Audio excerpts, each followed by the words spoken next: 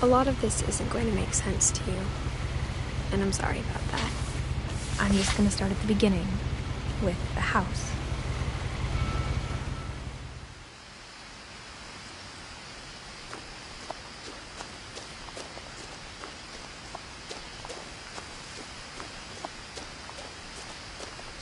I lived here until I was 11, but I wasn't allowed inside half the rooms.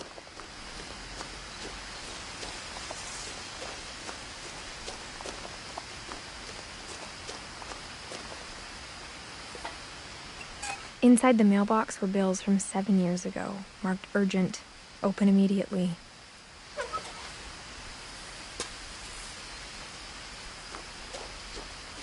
I hadn't been back since my brother Lewis's funeral.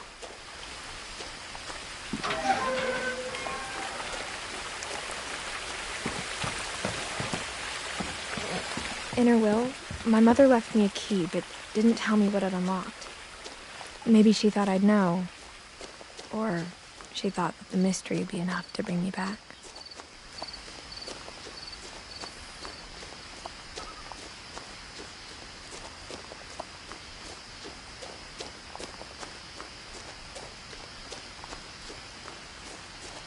No one had driven this way in a long time, but I saw a few hoof prints.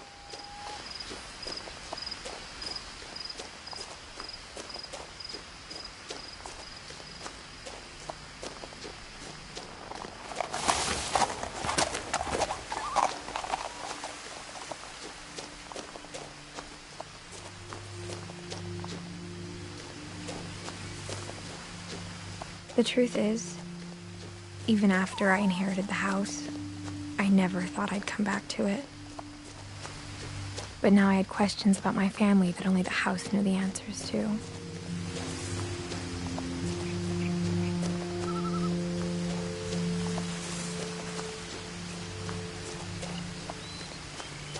The house was exactly like I remembered it, the way I'd been dreaming about it.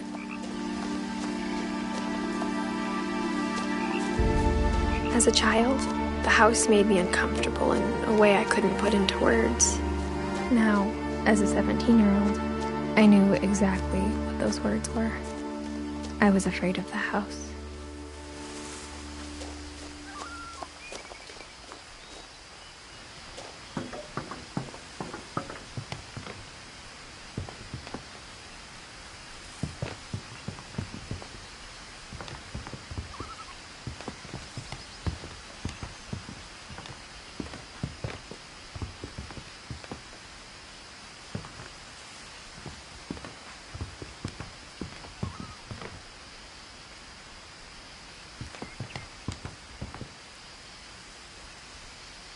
I hoped the key might unlock the front door. It didn't.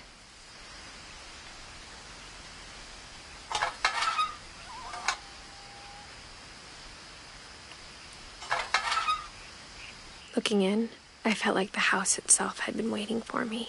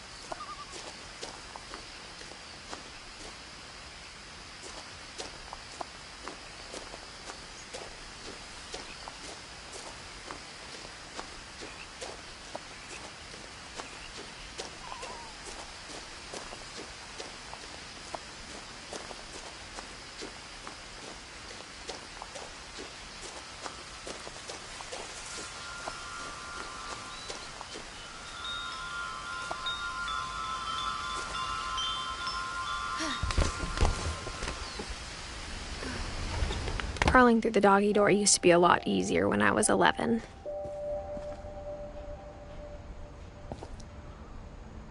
The power had been turned off the night we left.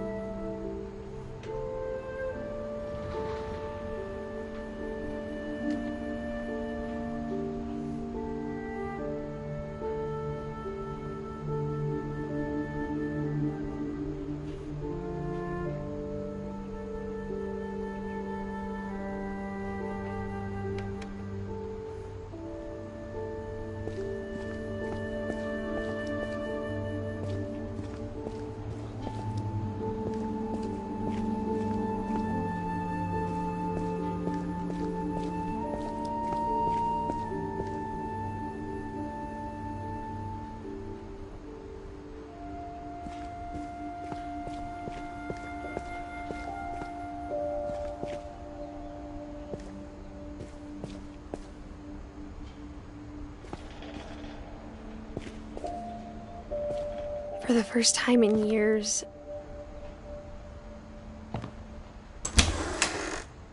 I felt like I was home.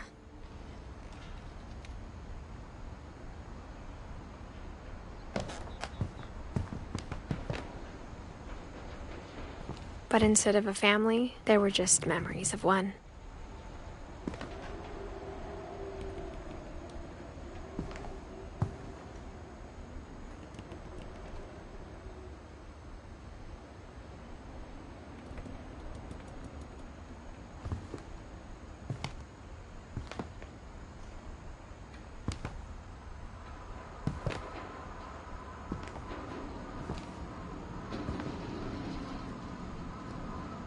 Like how after Louis started working at the cannery, we all got sick of eating salmon.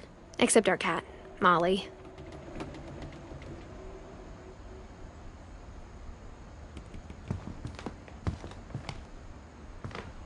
Or how only one restaurant would deliver to our house, so we had Chinese a lot.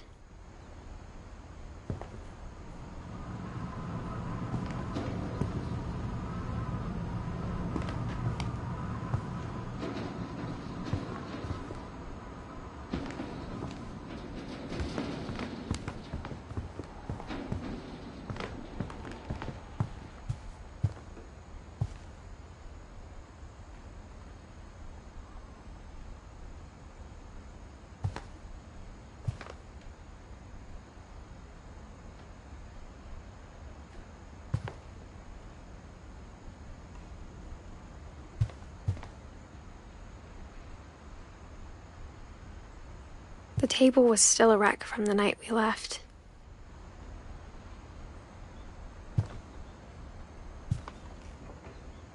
It was like a bomb had gone off, killing everyone but sparing the furniture.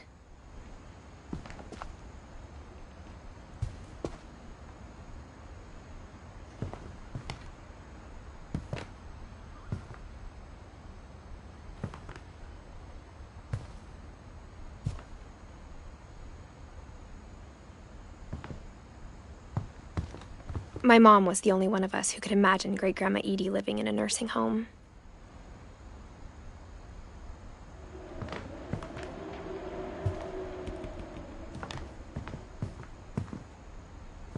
Nothing in the house looked abnormal.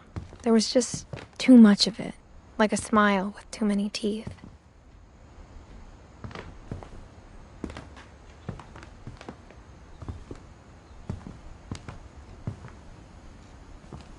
Even the fireplace had a story. Edie told me the bricks came from the original house, after it sank.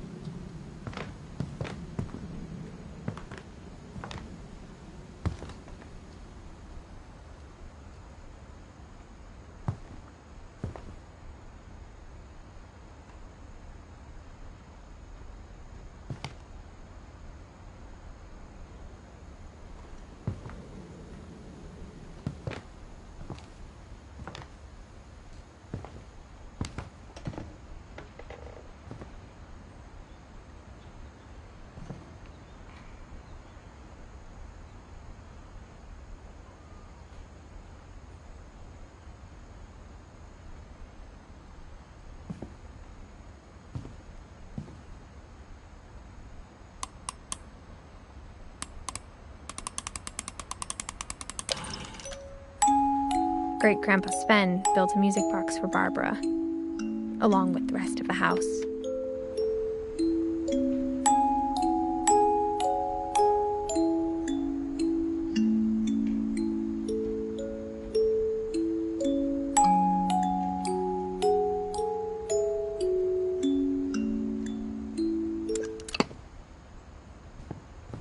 Mom always told me to stay out of the basement, so I wasn't too surprised when the key didn't fit.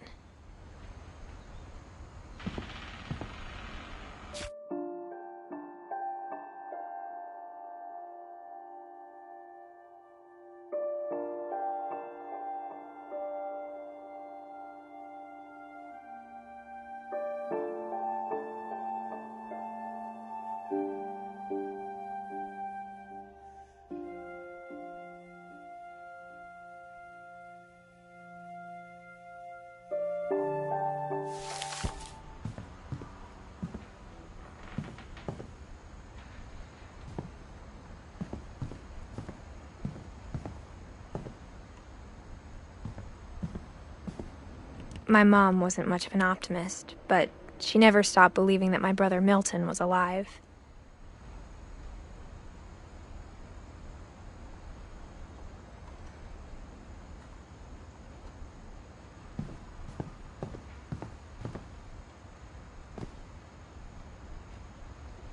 After Milton disappeared, Mom sealed up all the bedrooms.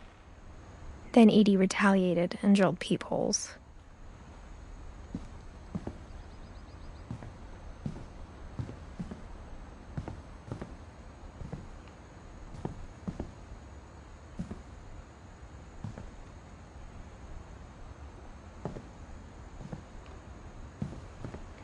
I spent a lot of time playing in Great Uncle Walter's room. I think my mom sometimes regretted not sealing it up.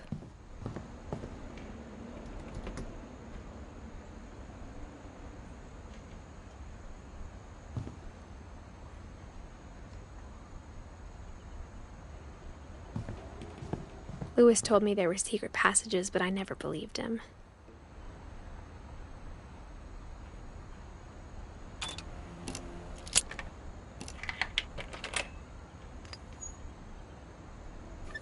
Turns out, my mom was really good at keeping secrets.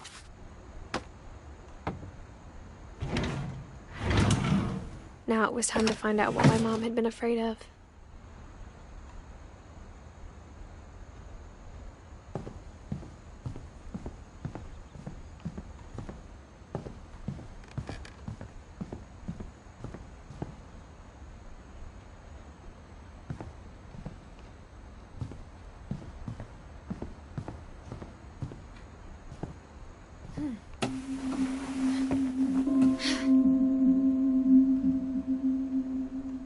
From the paintings on the wall, it was clear my brother Milton had been here before me.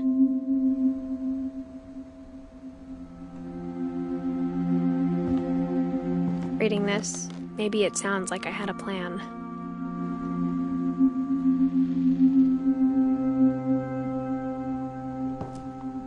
But I had no idea what was behind that door.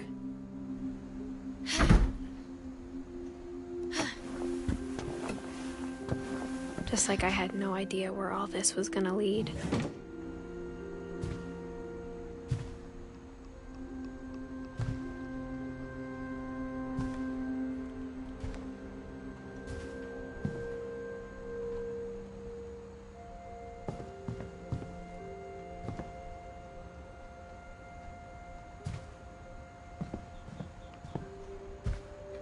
I grew up looking at Molly's room through the peephole. Being inside for the first time, I felt like I'd stepped behind a painting.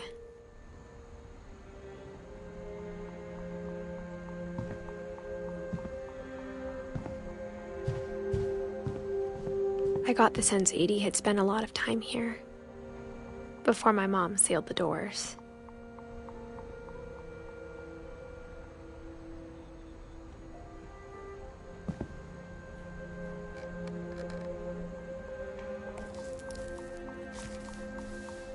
December 13th, 1947.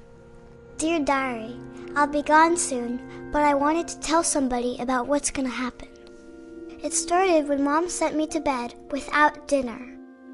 I woke up and I was starving, so I looked around for something to eat.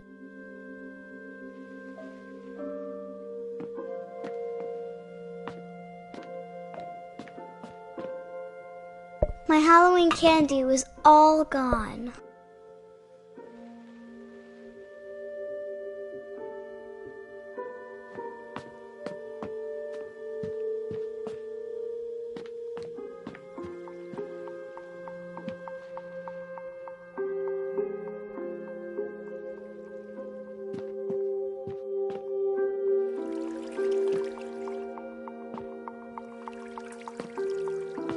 I thought about eating Christopher, but I held back.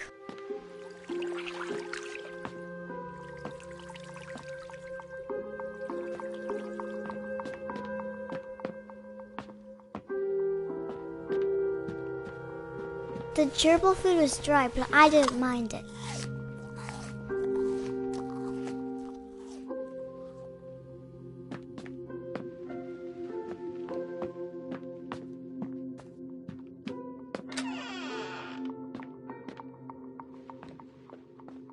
I kept eating and eating.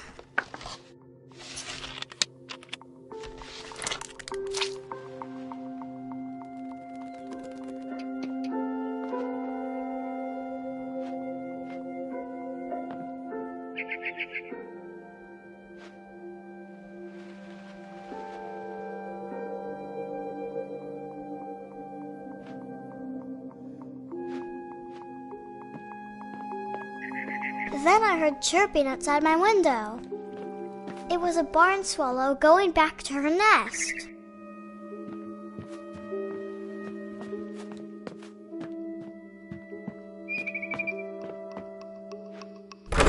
Mom, can I come out now?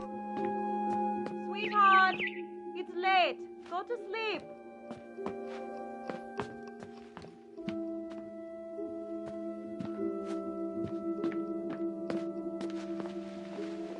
I ate a lot of things that night.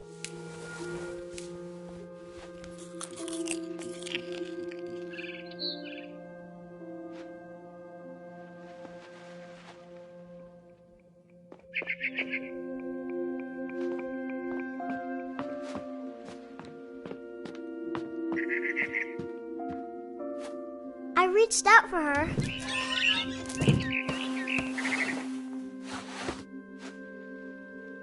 And suddenly, I was a cat.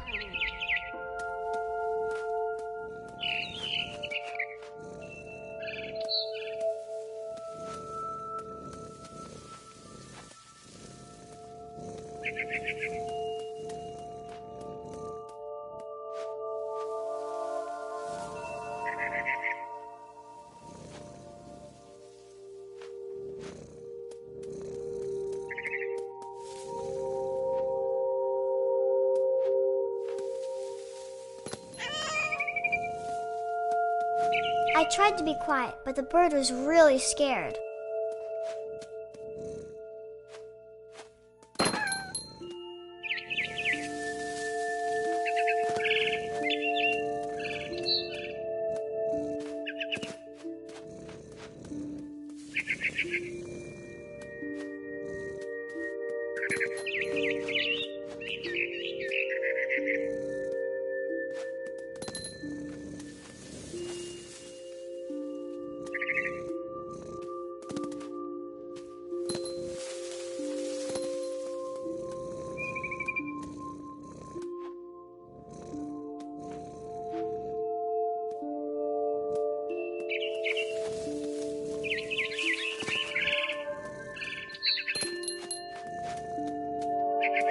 I jumped and I almost got her.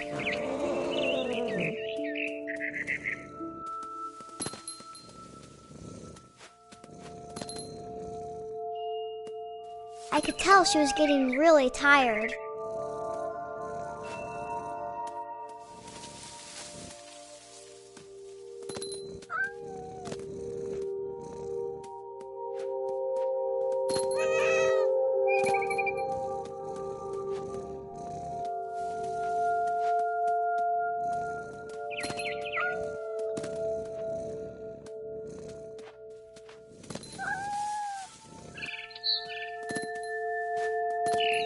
Now I was up in the big tree. I promised Dad I wouldn't climb it anymore. All I cared about was eating that mama bird.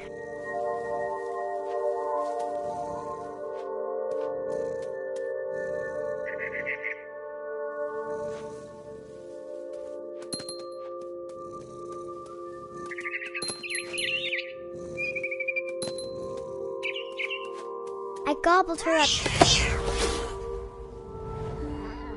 And suddenly, I was an owl. First, all I heard was the wind. Then I heard little teeth nibbling in the grass.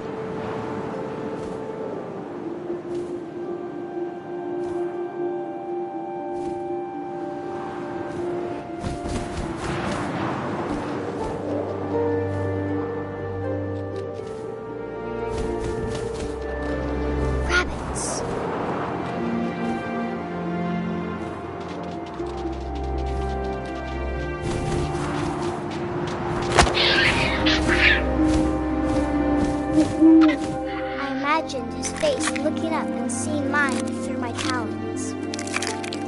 followed him up, and I didn't chew one bit. Then I flew off to find something bigger.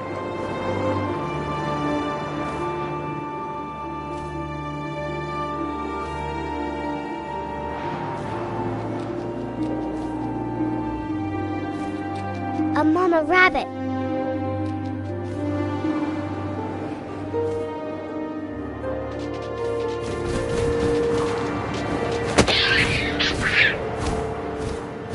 She was almost too big to carry.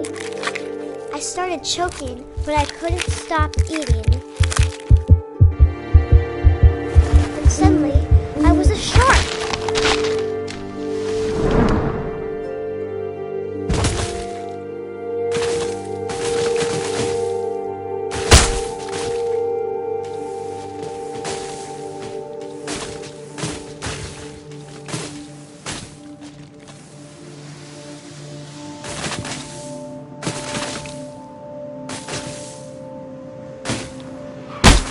I rolled off the cliff and into the ocean. Now, I was hungrier than ever.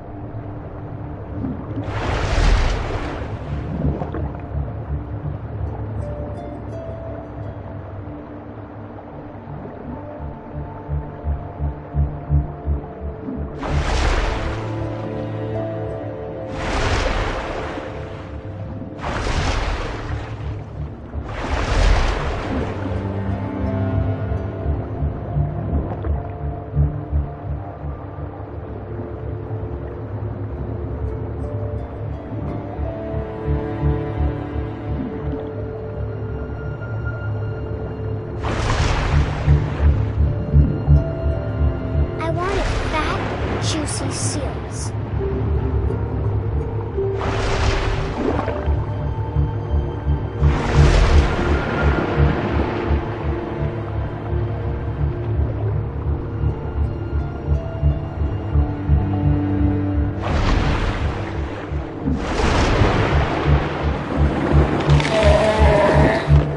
I tore off her flipper, and it tasted really good.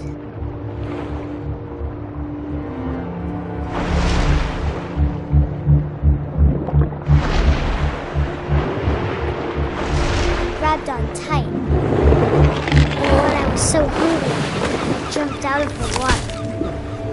When I opened my eyes, everything had changed.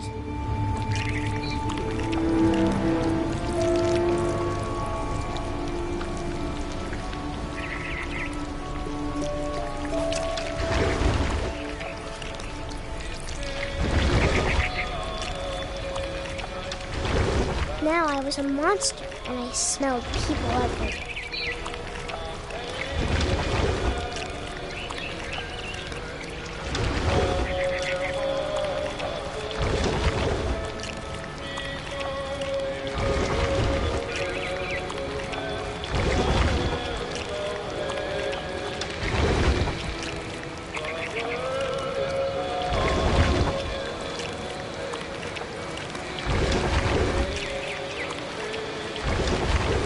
I was big, but I moved real quiet.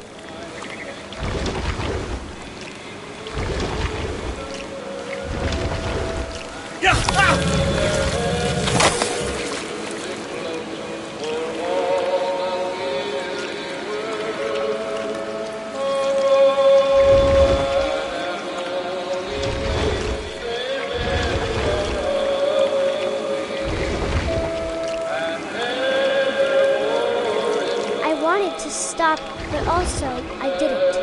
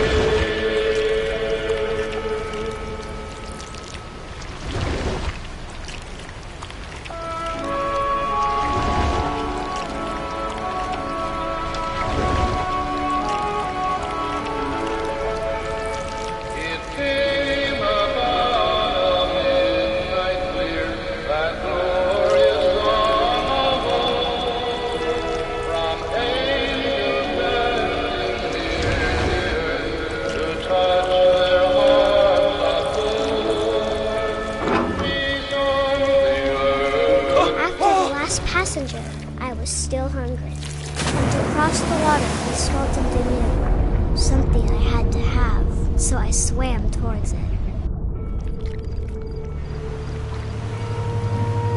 I slithered onto the sand, and the good smell went into an old pipe.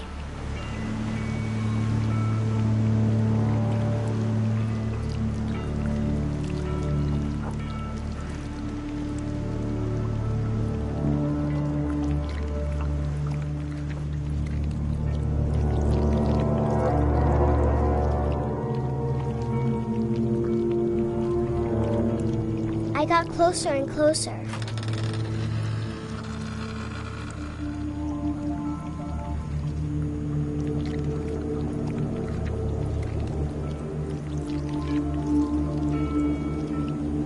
All of my stomach started growling. And suddenly, I was me again. I held my breath for a long time, but I couldn't hear anything. I think it's waiting for me to fall asleep. But it's not going to wait much longer. It needs to feed, and we both know I will be delicious.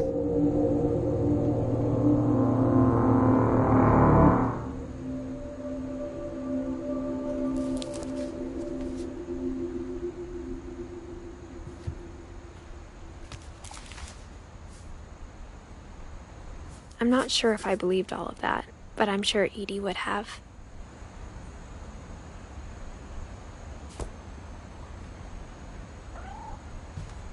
I can't describe it, but I felt like some part of Molly was still here.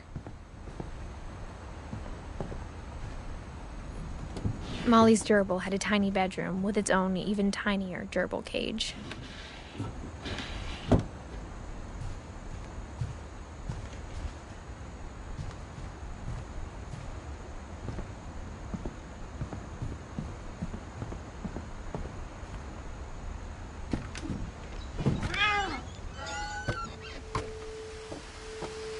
This will be obvious later, but my mom never told me any of these stories.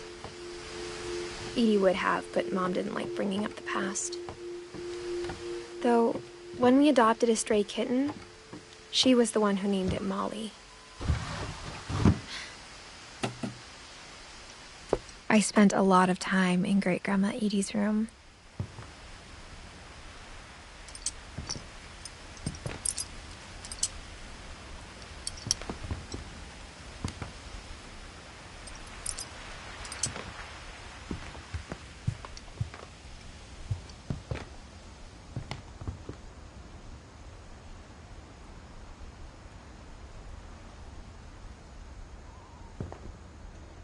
Even in her 90s, sometimes Edie seemed a lot younger than my mother. The only trace Grandpa Sam's first wife Kay left on the house was the pink bathroom.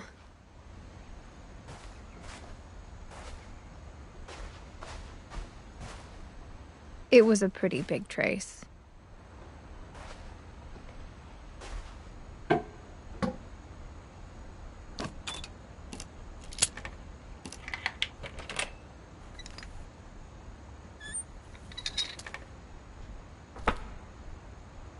There's a secret in this bathroom.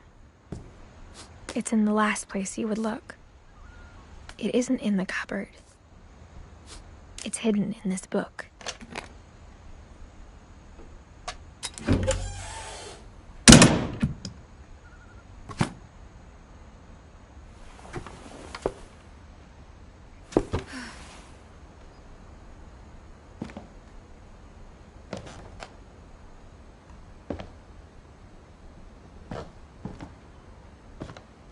Sven gave Sam an old camera he'd refurbished.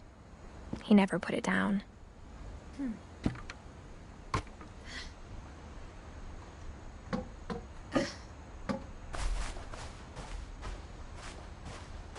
When Edie told people Sven was killed by a dragon, she could also have said he was building a dragon-shaped slide that collapsed. She could have, but she didn't.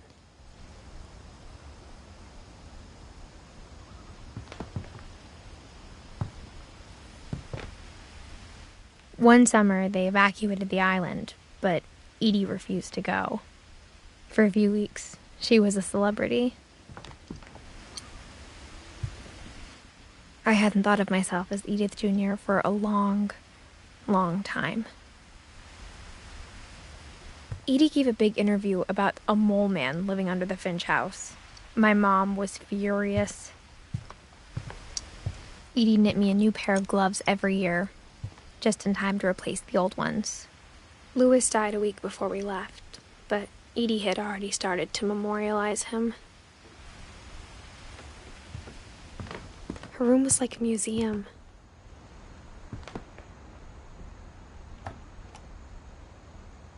For 500 years, the Finches have been famous throughout Norway for their fortune and misfortune.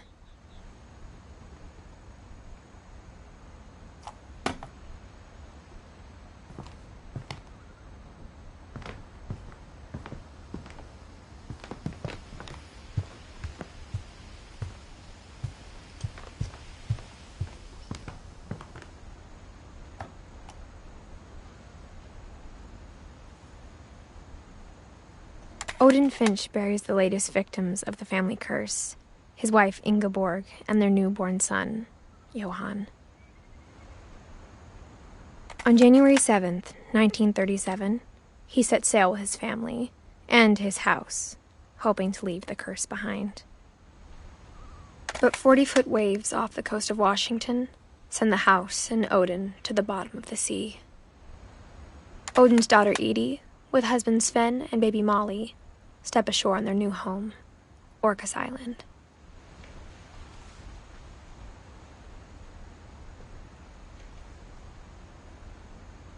Odin Finch is the first to be buried in the new family cemetery. His daughter Edie is already dreaming of a new Finch house.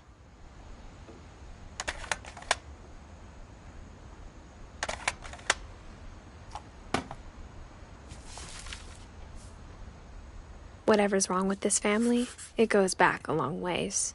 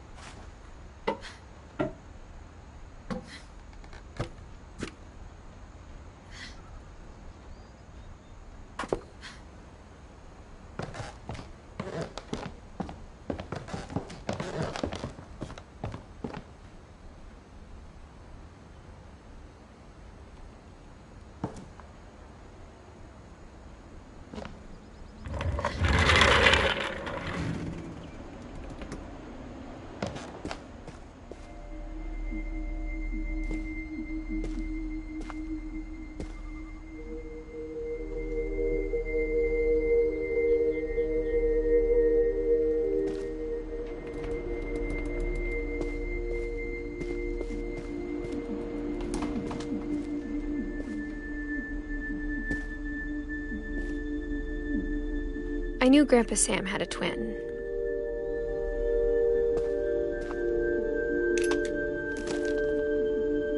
And that he never talked about him.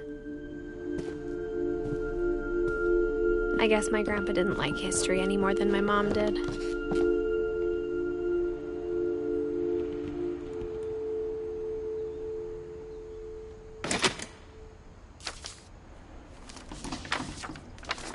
How I Want to Remember My Brother by Sam Finch. The thing I remember is that when he made up his mind, that was it.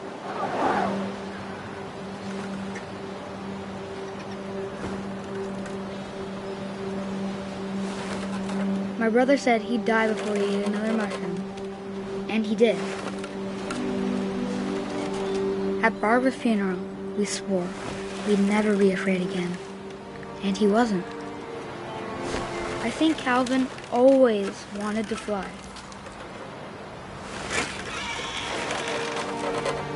Sam! Calvin! Dinner's ready! Coming! But that day, he finally made up his mind to do it. I told him going around was impossible.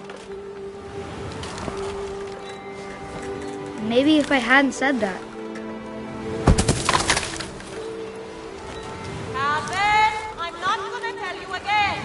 Maybe if the wind hadn't picked up,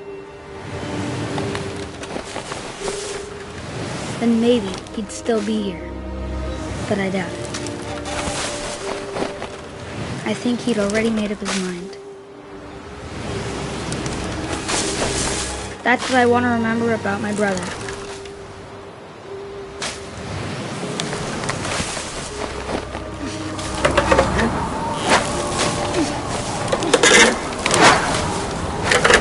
The day he made up his mind to fly. And he did.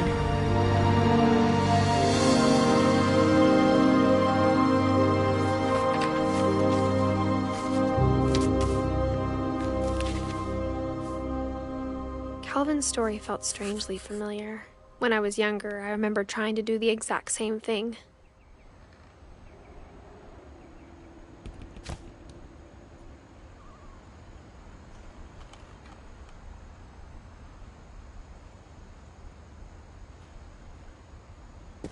After the funeral, Edie roped off Calvin's half of the room.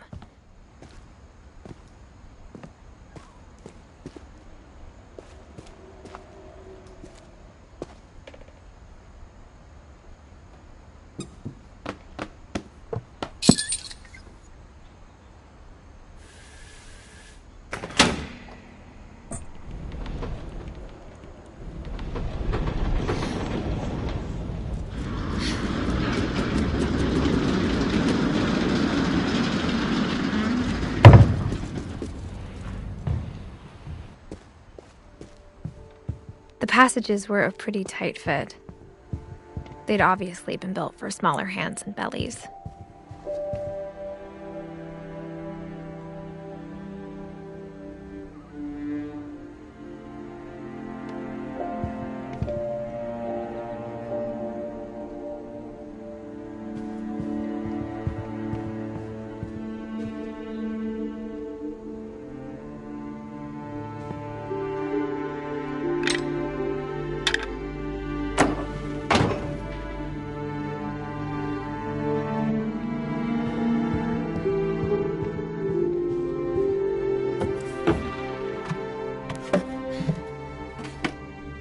Growing up, I always thought of Barbara as a child star.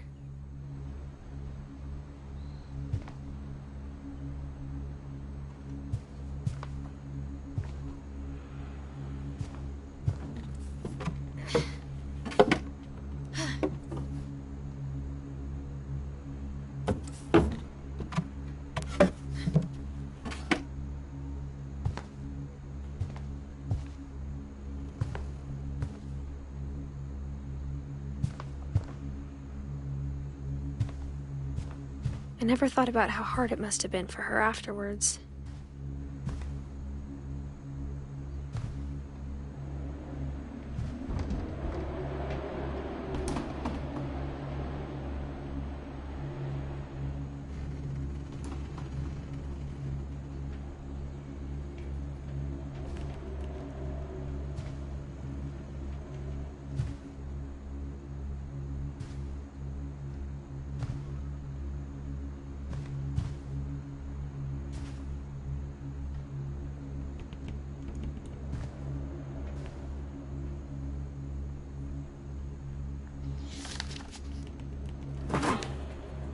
Of all the stories people wrote about Barbara's death, I'm surprised Edie saved this one.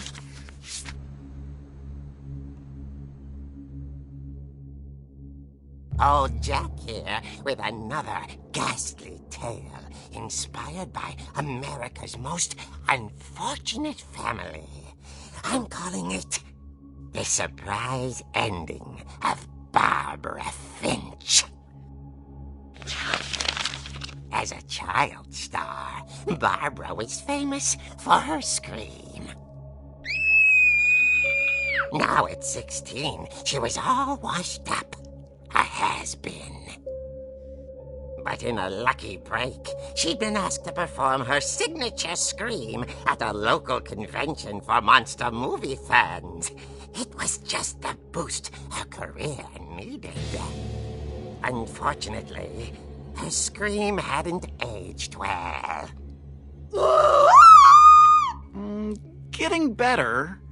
I think you just need the right motivation. her biggest fan and current boyfriend, Rick, was about to demonstrate when... Now that was a great scream. It was Barbara's father, Sven. He'd slipped into a table saw and had to be rushed to the emergency room. So Barbara got stuck babysitting her youngest brother, Walter.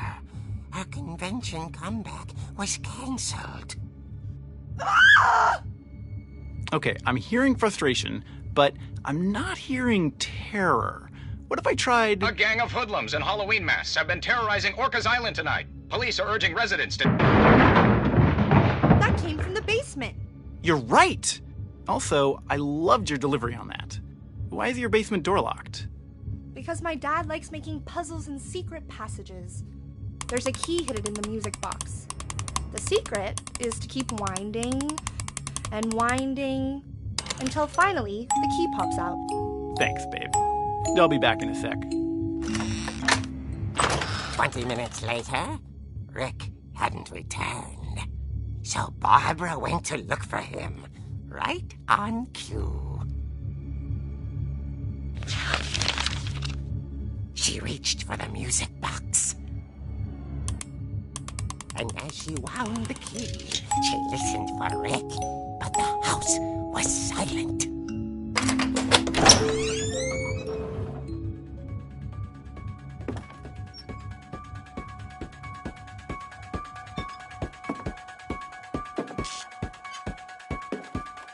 She found Rick's crutch and imagined the worst.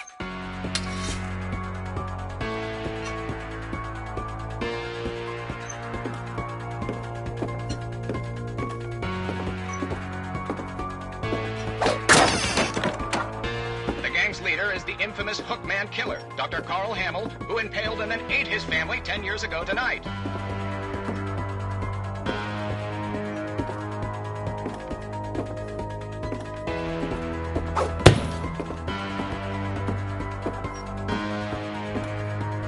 The old fridge rattled and grew still. Oh dear!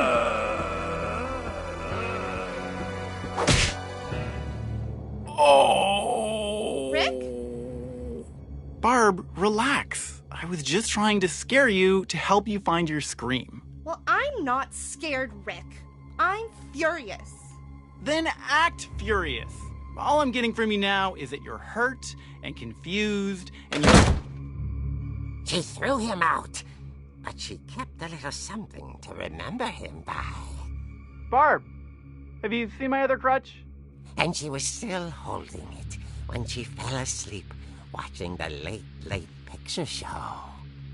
Hours later... Barbara! Walter, what's going on up there? Ah! Okay, I'm coming up, but if this is a trick, you're dead, Walter.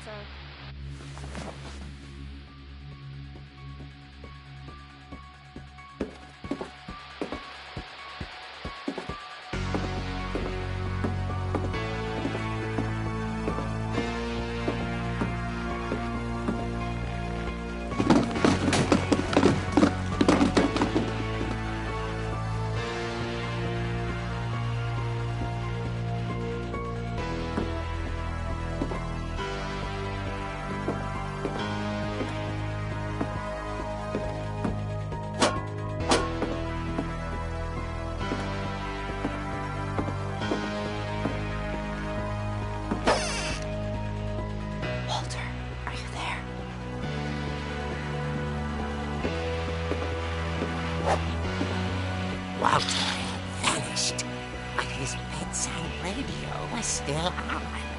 Orcas Island police describe the man as 6 feet tall, with a steel hook for a hand. Residents are urged to lock all doors and windows and notify the police of any suspicious activity. Barbara turned, saw the hookman, and was speechless. He was quite smashing. And he was. He couldn't get enough of Barbara. Okay, Barbara, there's gotta be another way out of here. That night, she played her part beautifully.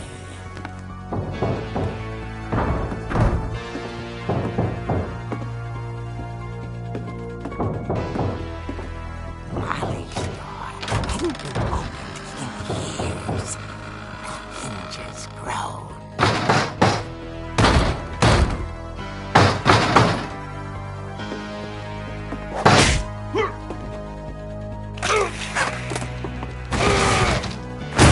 He wasn't moving, but she sensed the story might not be over yet.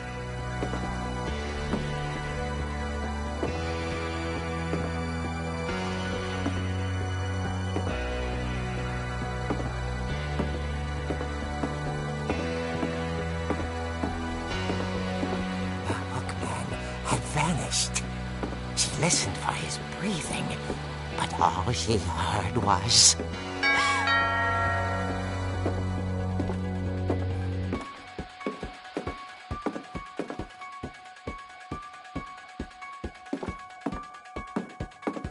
Someone at the door was dying to speak to young Barbara. At the door, she heard whispering. It was coming from inside the house.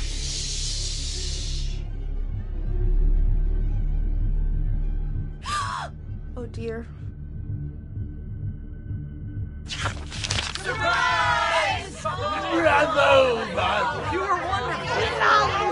The monsters had come to surprise her. For Barbara, it was a dream come true. Then she saw what kind of monsters they were, and she realized what was about to happen. She was going to be famous. And with her final breath, Barbara Finch gave the performance of her life.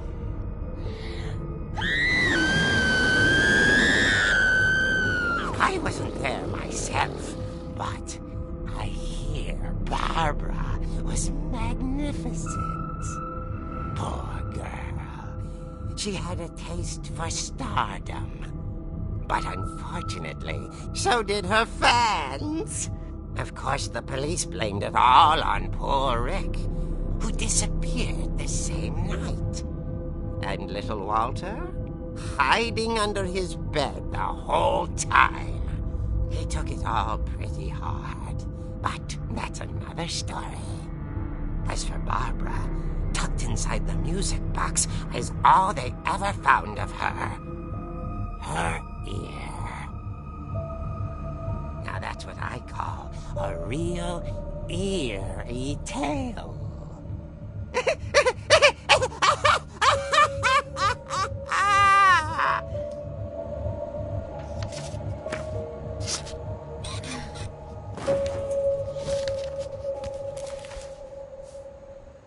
Edie told me all Barbara wanted was to be remembered, as absurd as that comic was. Maybe what Edie saw was a happy ending.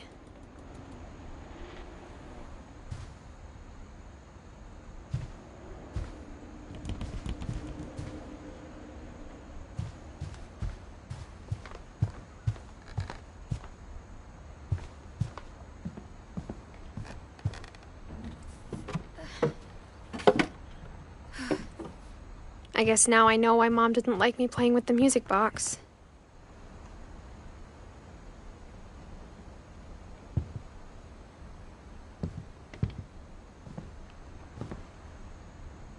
Edie's father, Odin, built the original house. Whenever people ask me about my family, the first thing they always want to know about is Barbara.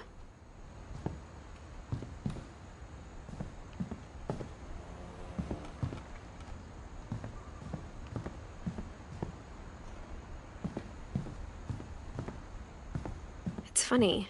All those times I played with the music box and never found the basement key.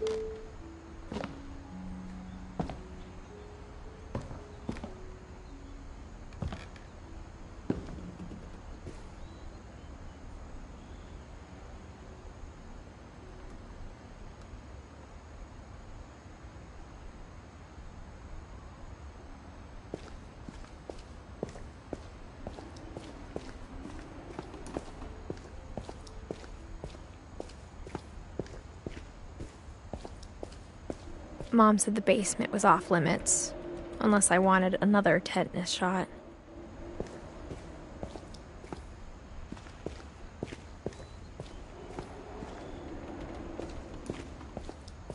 I saw Edie sneak down to the basement once, carrying packages. I thought maybe she was hiding presents.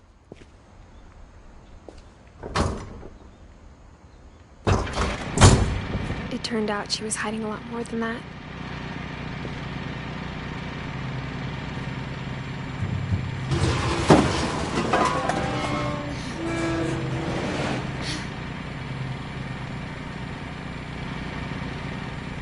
I remember asking Mom once about where Walter had gone.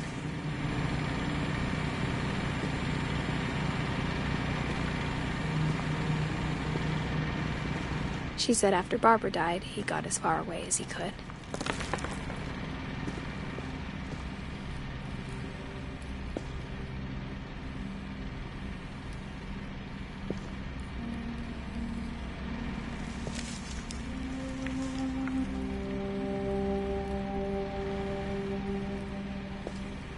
If there's a pattern in all these stories,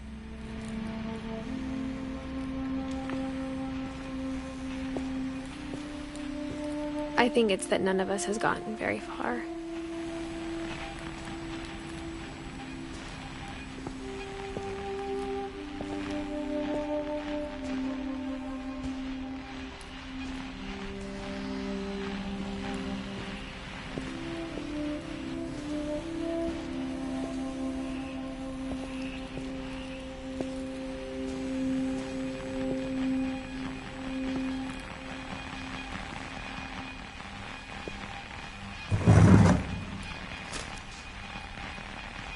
Goodbye, everyone. I can't believe I've been down here for 30 years. On that first day, after the shaking started, I didn't think I'd survive the week.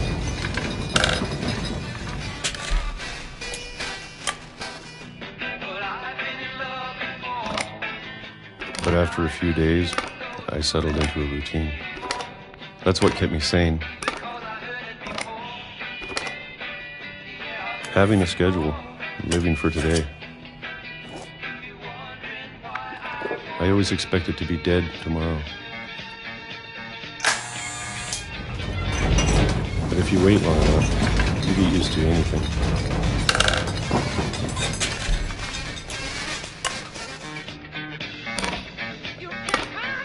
Even a monster on the other side of the door starts to feel normal. Almost friendly.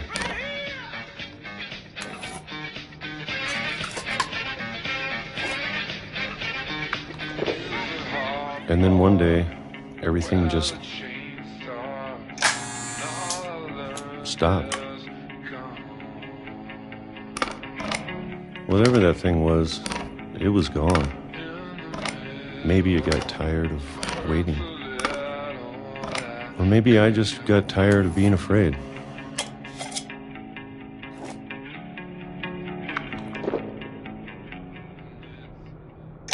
It's been a week now. The longest in 30 years. I'm done waiting. I have to leave. Well, I still can.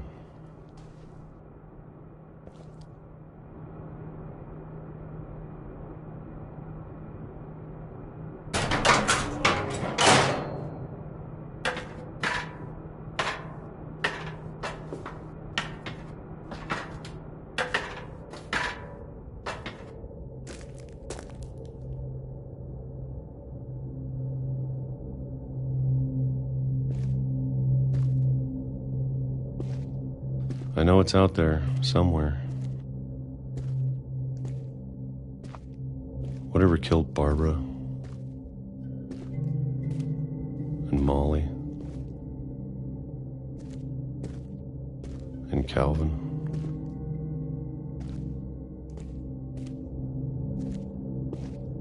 Maybe this is all a mistake. But I need to stop living the same day, even if it kills me.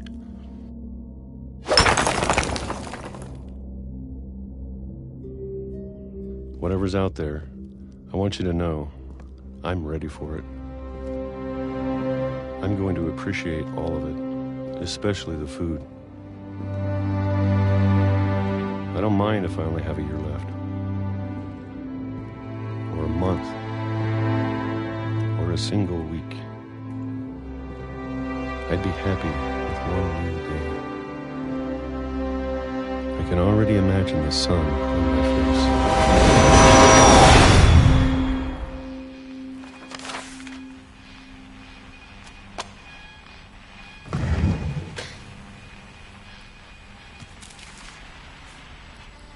Walter died when I was 6. I can't believe my mom never told me he was down here.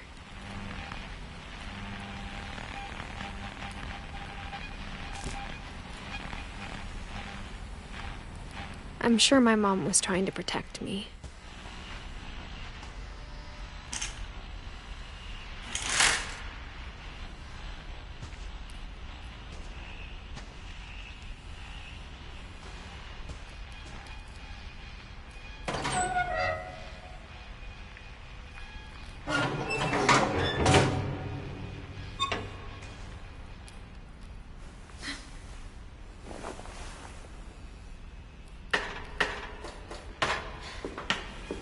Maybe she was afraid I'd end up like Walter.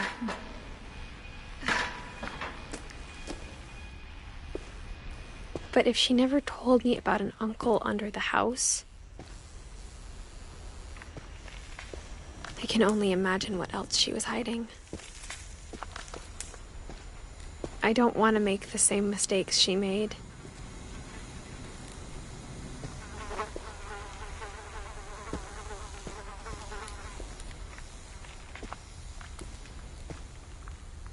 Trying to bury something that's still alive. Now that there's only one of us left, or maybe 2, I thought it was time I heard the stories for myself and found out what happened to everyone else. But now I'm worried the stories themselves might be the problem. Maybe we believed so much in a family curse, we made it real.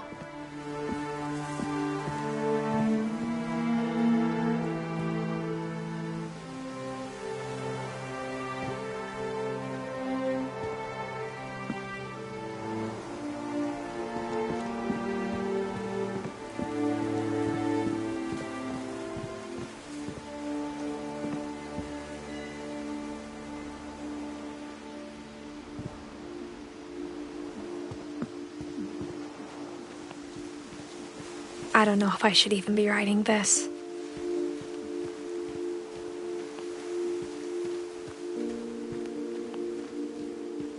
Maybe it'd be better if all this just died with me.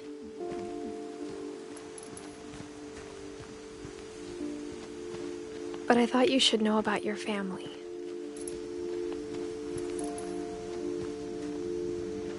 And the history you're a part of. Though to be honest, I feel as lost as you probably do right now.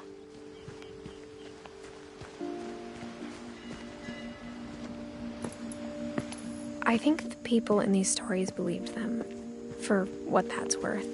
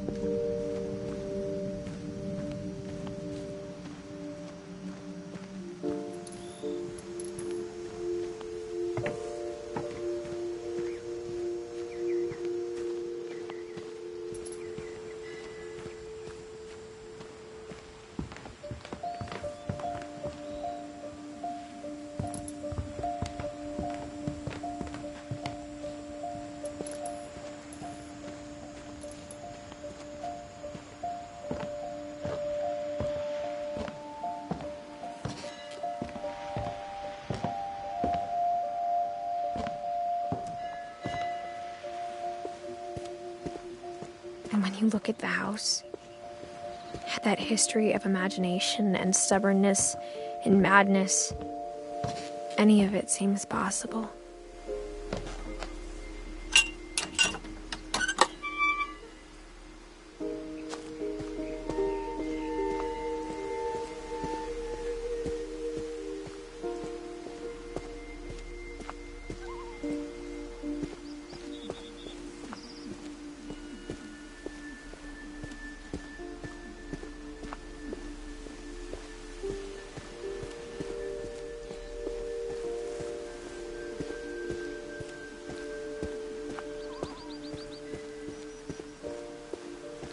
I think we've been surrounded by death for so long, we've just gotten used to it. What kind of family finishes building a cemetery before starting the house?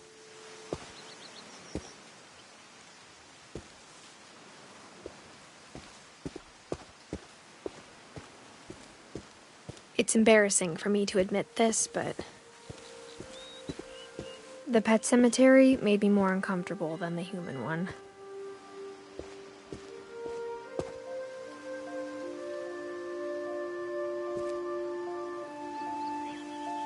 Three of the gerbils were mine, and 2 had been my fault.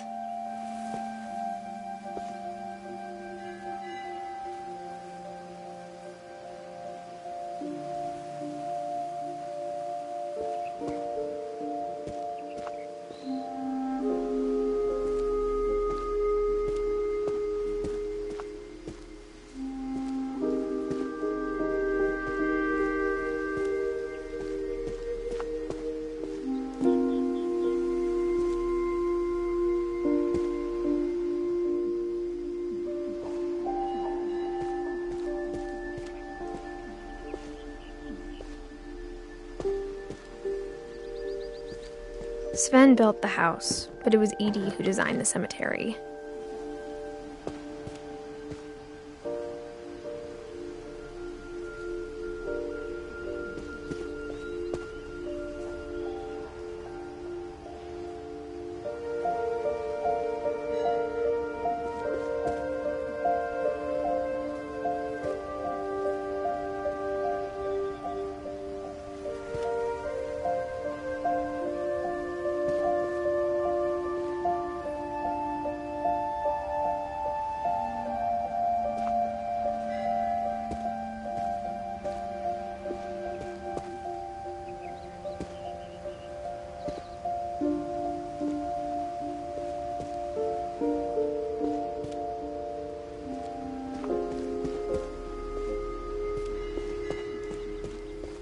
I'm sure Odin's monument had been Edie's idea.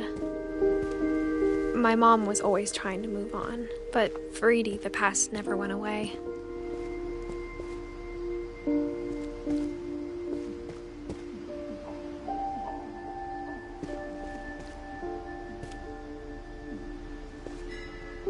She could see it poking out of the water at low tide.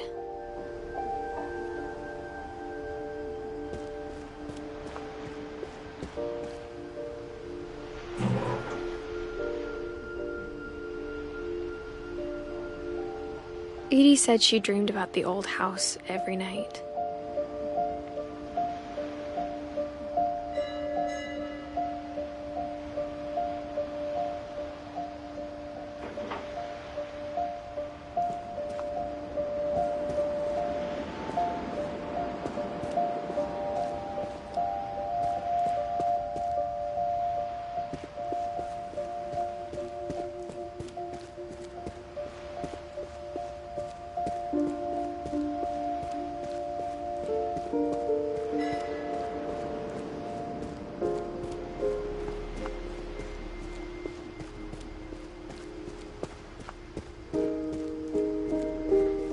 Edie's side was always easier for me to understand.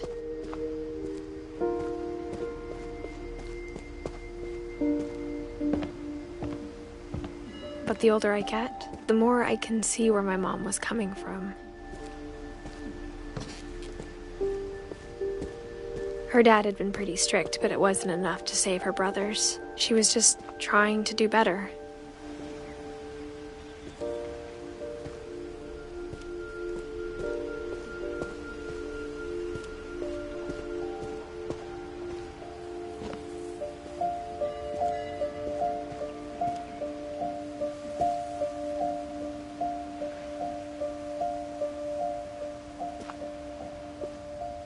She lost 2 of her brothers, just like I did. I get why she tried so hard to protect us.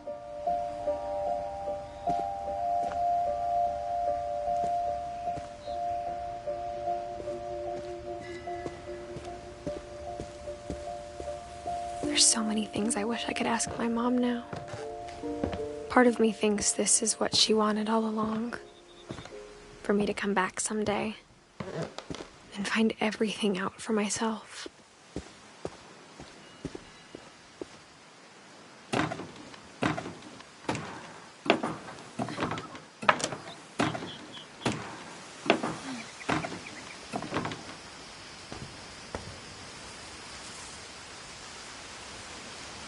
But looking back on it now,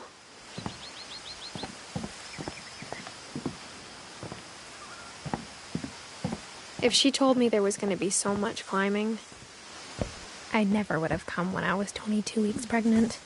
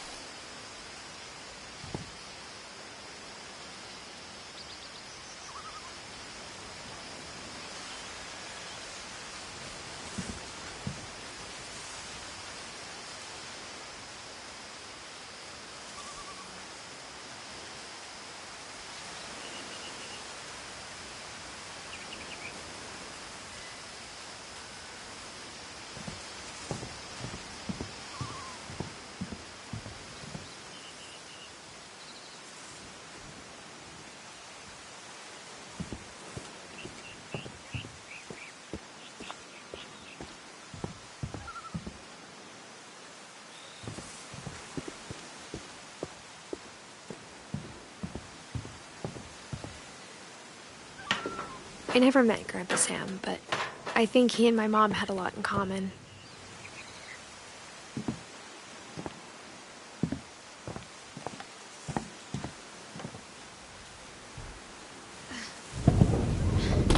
They were both pretty intense.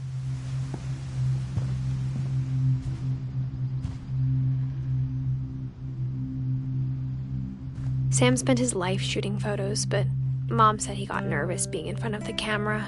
I guess we're all afraid of something.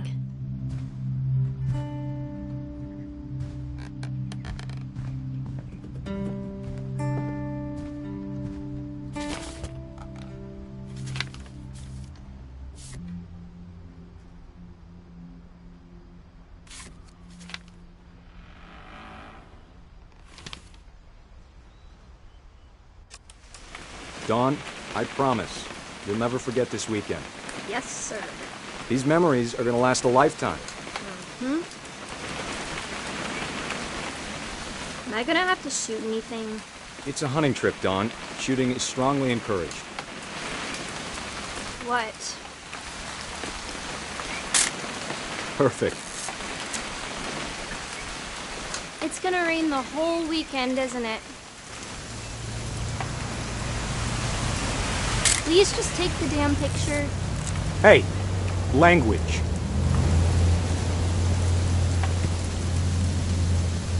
I will never forget this weekend, Dad. That's the spirit. Okay, got it. I'm gonna take some pictures, okay? Just be careful. That camera's older than you are.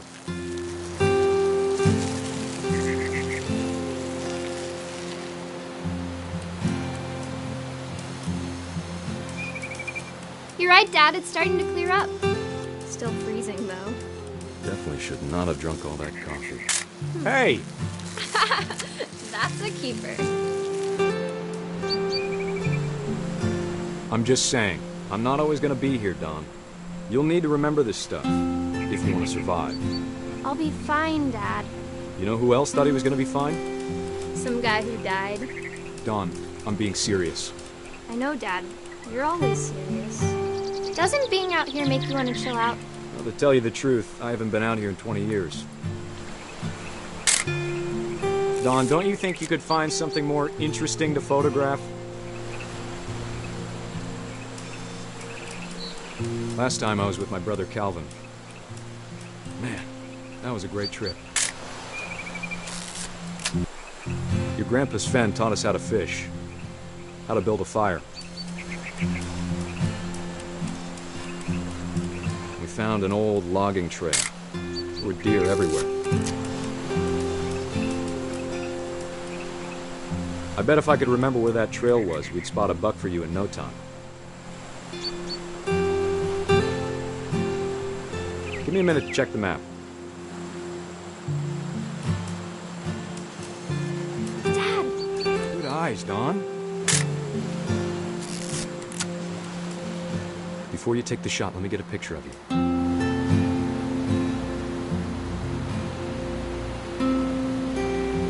Dad, I... Just breathe. Turn off your imagination. Let me get behind you.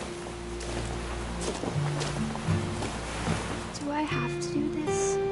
Dawn, you don't have to do anything. But if you want to survive, you'll need to be strong.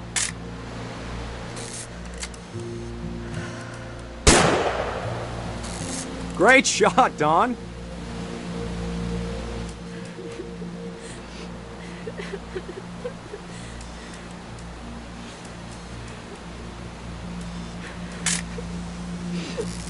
I'm proud of you, Dawn. Always remember that, okay?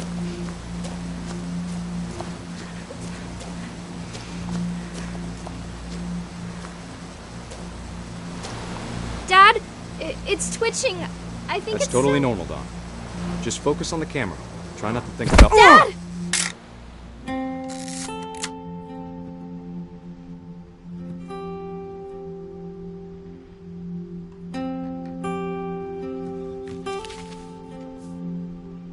Of all these stories, that's the one I wish most that my mom had told me.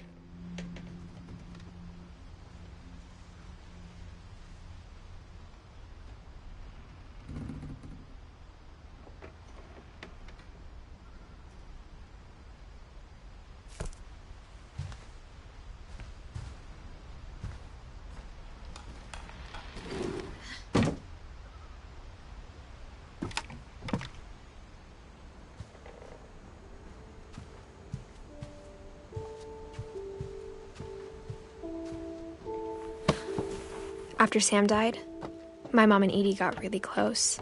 They'd both lost a lot.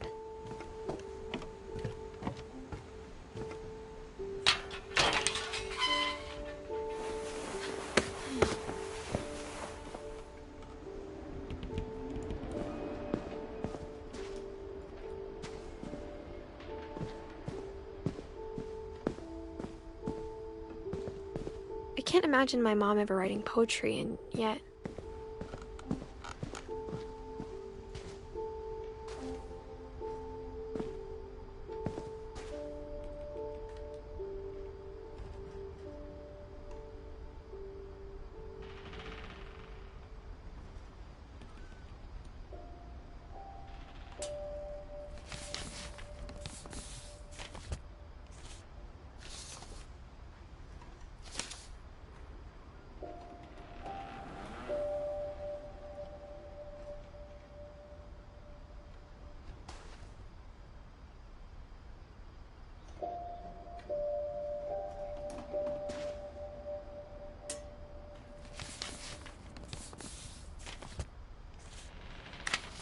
Dear Kay, do you remember the way Gregory used to laugh when he thought he was alone?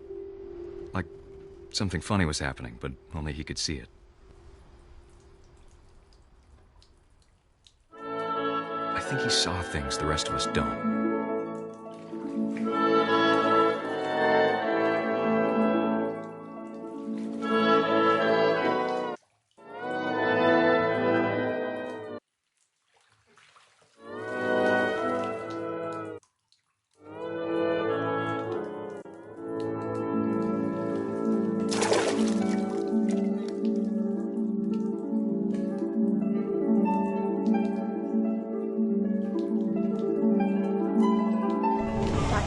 Gregory, it's time to... Hold on, sweetie. Hello? Sam, I told you I don't want to talk right now. I wonder what he saw.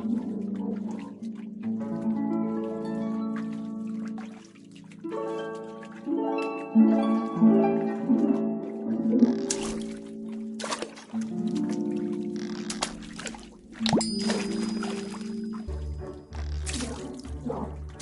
reminded me so much of Calvin.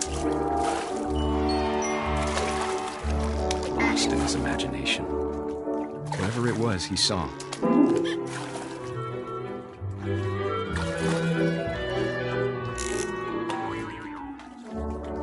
It sure made him happy.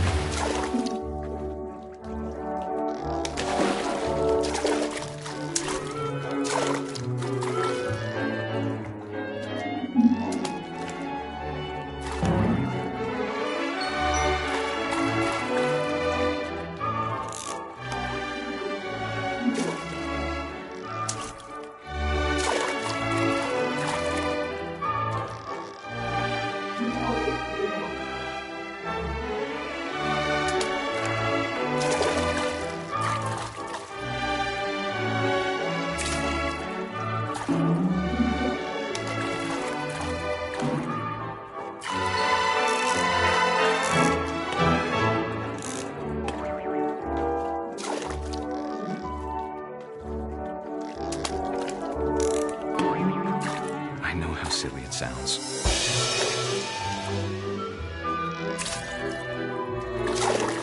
That I worried about a baby being too happy.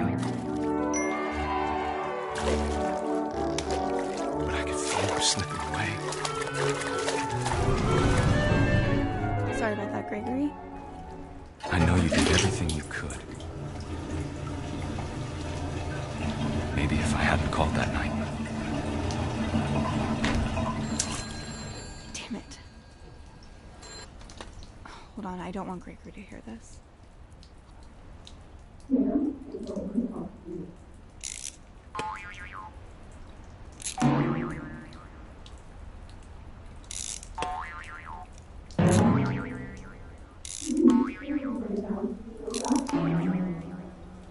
I wish he could have told us about the world he saw.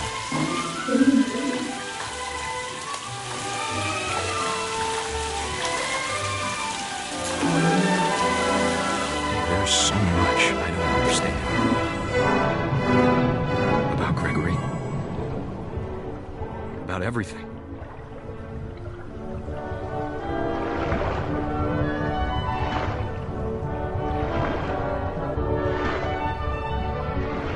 But I know what happened wasn't your fault.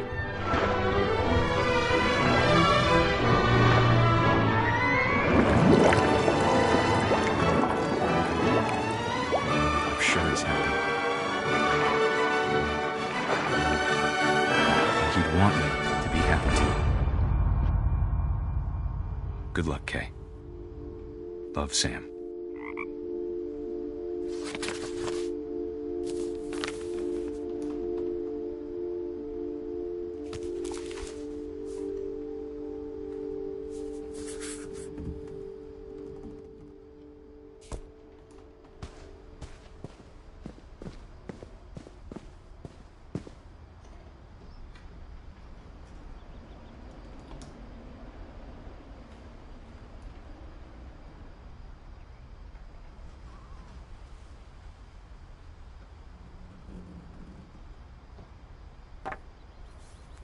A poem for Gus, who always said the wedding was a bad idea. Our father never hit us kids, at least not very hard, before the day my brother said with teenage disregard that he'd be dead before he'd see a wedding in our yard.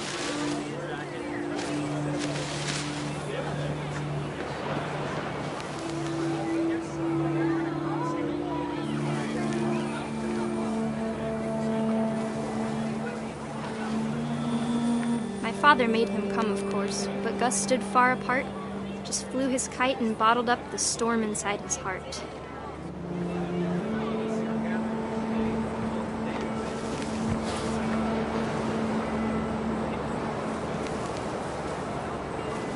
I tried to talk him out of it, but though he'd never met her, "We don't need a stepmom," were the words that I now pronounce you husband and wife. You may kiss the bride.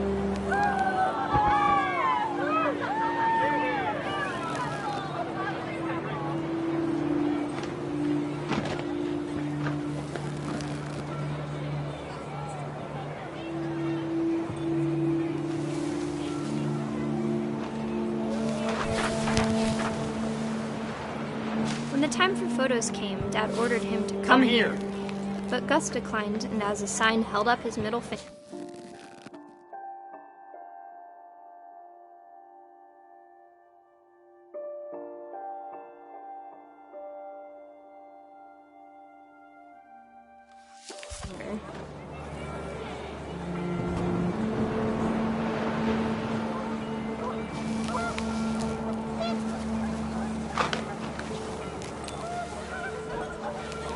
The wind picked up, and panicked geese appeared and quickly went. But all the humans did that day was go inside the tent.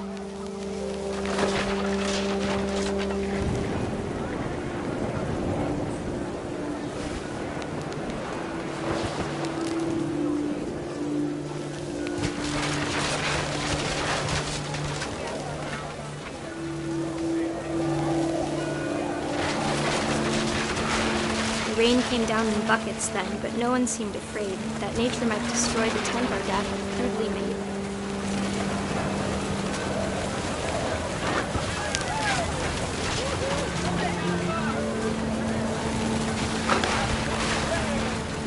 The thunder sounded much too close and full of angry power. But all my father said to this was, "Make the music louder."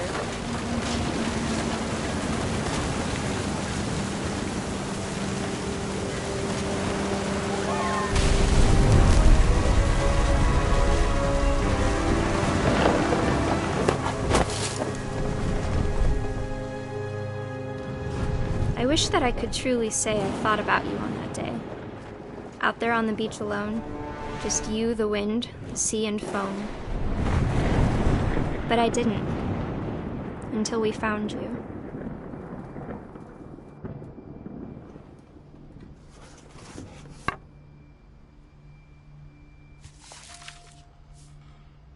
She never talked about him, but Mom told me once if I was a boy, they were going to name me Gus.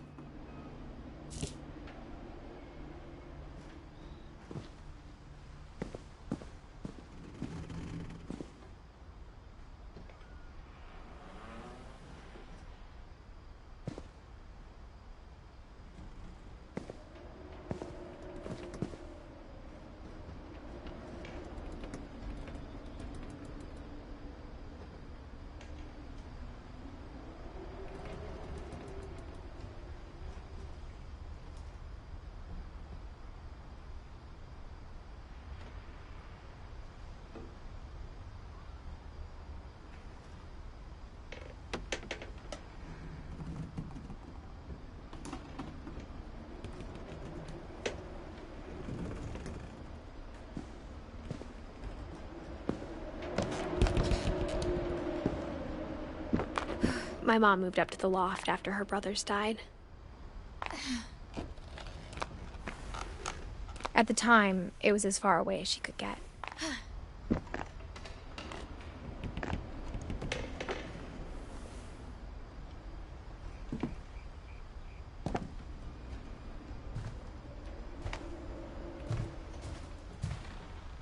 She spent a summer building houses in Calcutta, where she met my dad, Sanjay.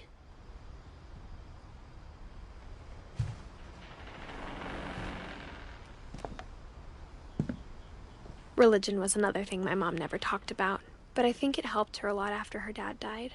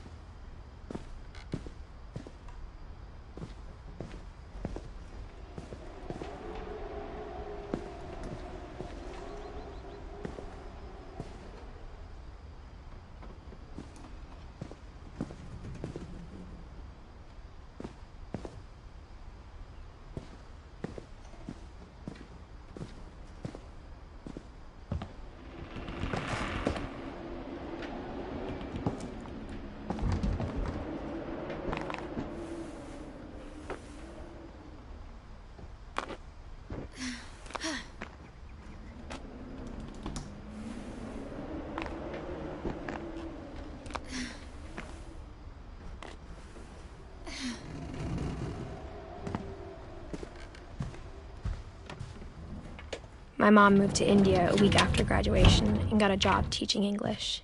Louis was born a year later. When my dad died, I don't think Mom knew where else to go. I'm sure Edie was happy to have her back. And to see kids in the house again.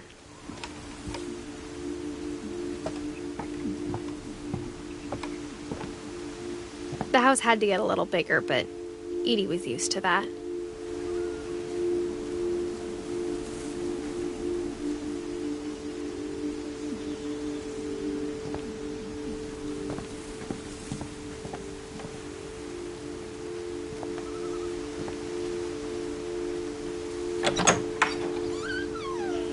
And for a while, things were good.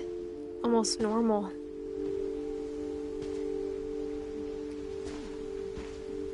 But it didn't last. The beginning of the end was Milton's 10th birthday, when Edie gave him a castle.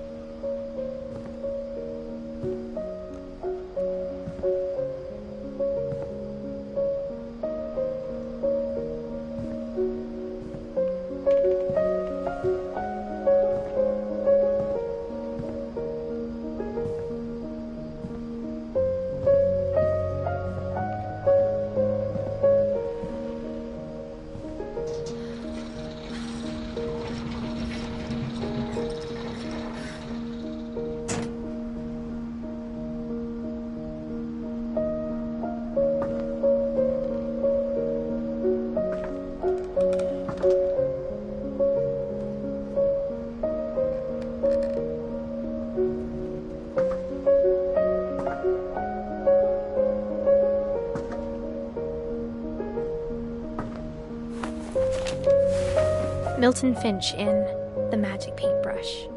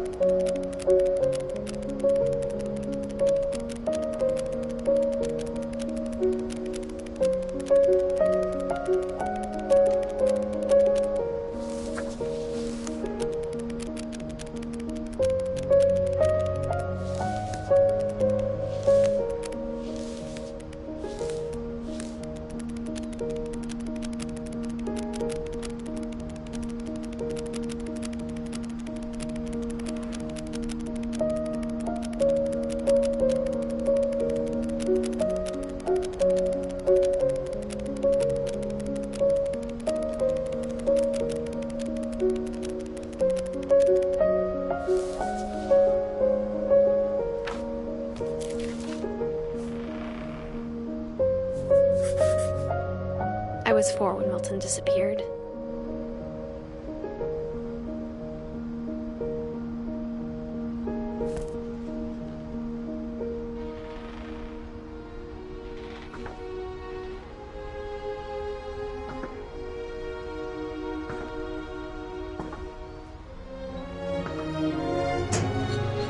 Mom spent months searching for my brother.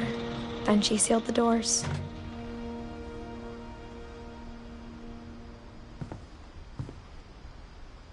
Whatever Milton had found in the house, Mom didn't want it getting out.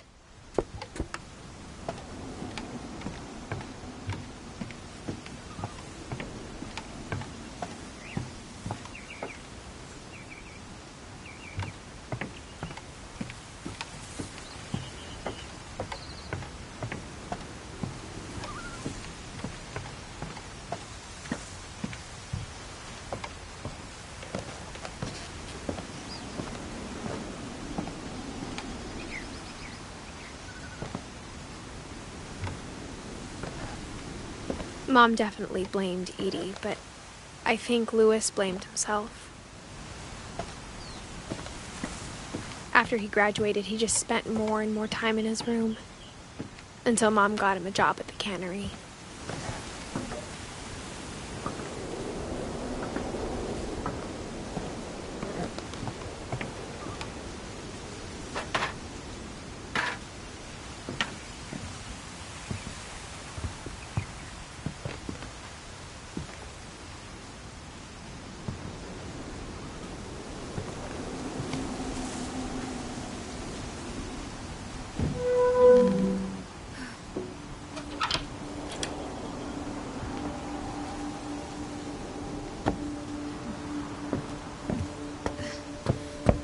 Lewis's room smelled very, very familiar.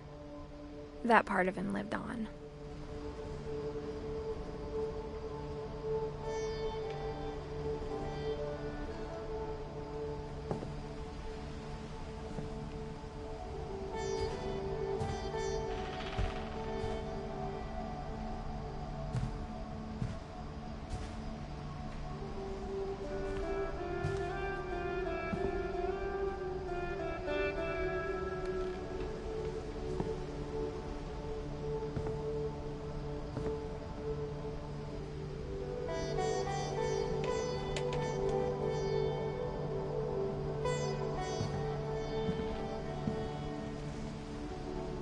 Lewis and I spent a lot of time playing games together, but he was surprisingly bad at them.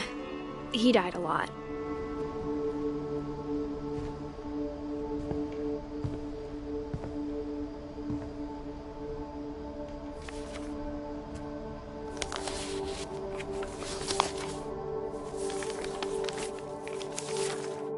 Dear Mrs. Finch, as Lewis's psychiatrist, I can understand your desire for an explanation. As I see it, the trouble began in January, shortly after we convinced your son to seek treatment for substance abuse. Newly sober, I believe Lewis first noticed the monotony of his daily life.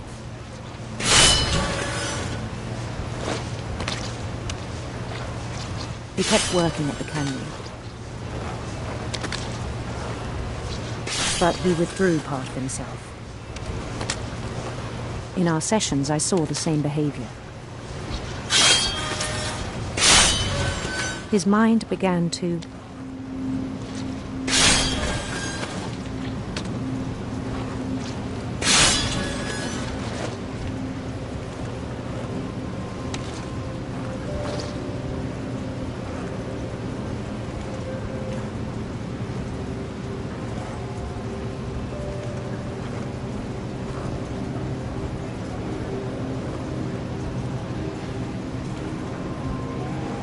wander.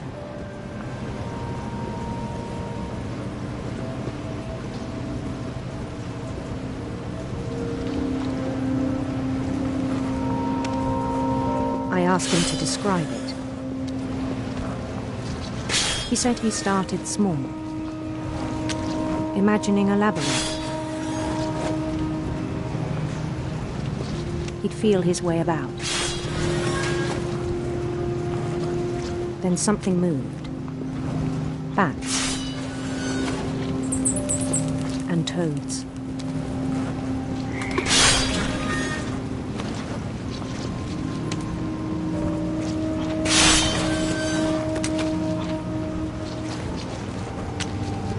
And things that have not names. He knew it was all in his head.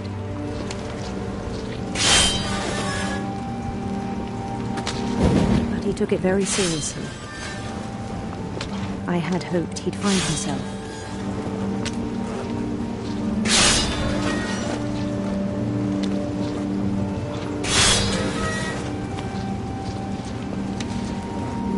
But he found something more.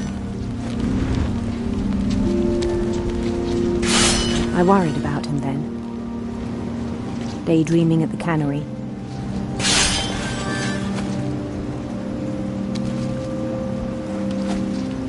I spoke with his boss.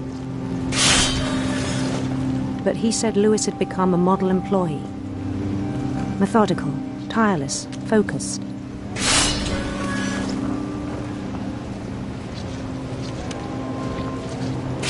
like a whole new Lewis. So I let him go on.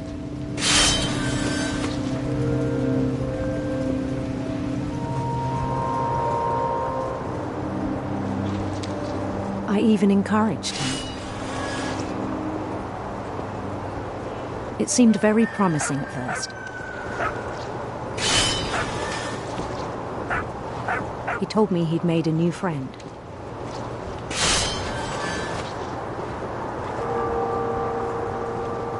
On the edge of a city he named Lewis Topia. He built the city up slowly, brick by brick. Then he made musicians.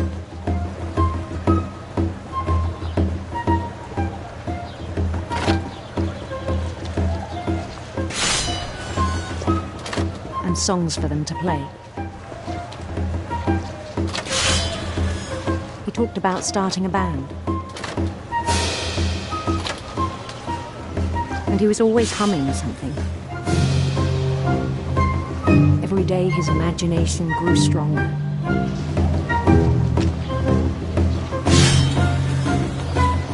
He no longer spoke at the cannery. But his chopping was as reliable as ever. Then one day it struck him.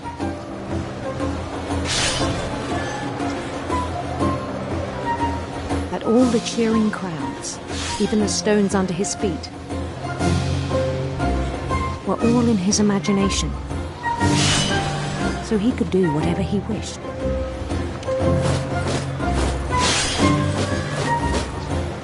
He held an election for mayor. And he won. They begged him to stay, but his mind was already wandering.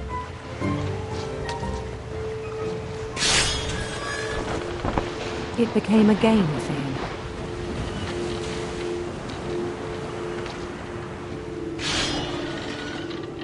He'd conquer a city, then immediately push on.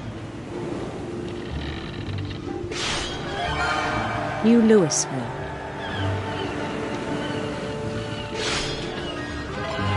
St. Louis. He started drifting away from our reality.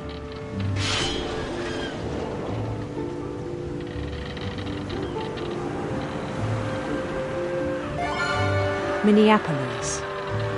Until one day he forgot to go home from the cannery. Even as his mother pleaded with him, part of Lewis kept sailing on.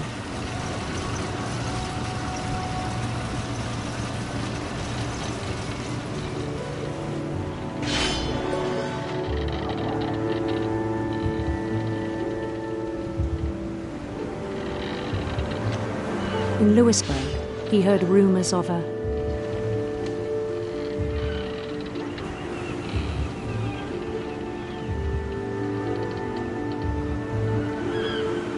beautiful prince.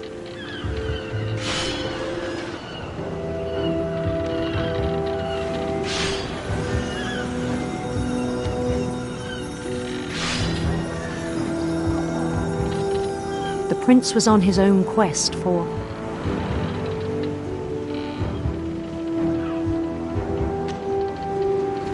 radiant rainbows.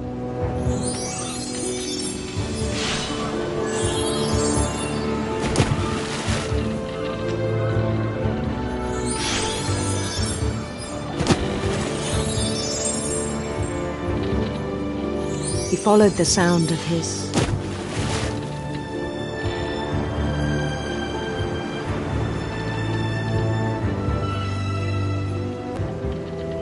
electric sitar.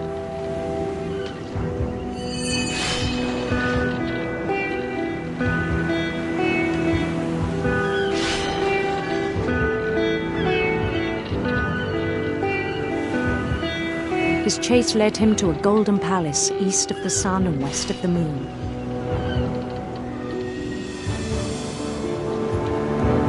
Even then, his logic remained sound.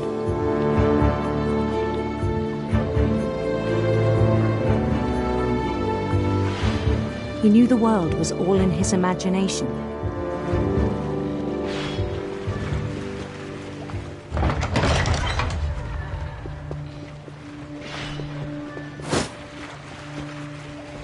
But he was so proud of having created it. In his own eyes, he'd become something greater than a king.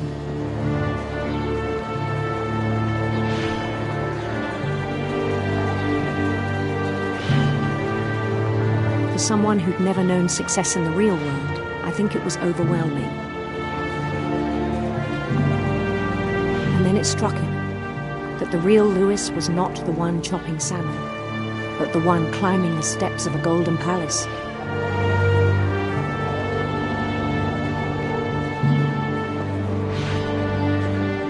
My imagination is as real as my body, he told me. It was hard to argue with him.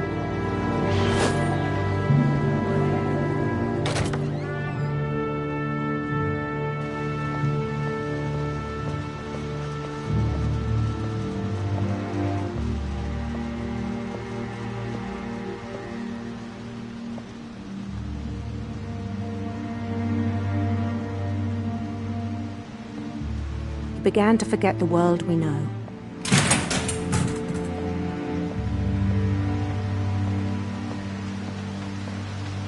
I think it pained him to remember Lewis, the cannery worker.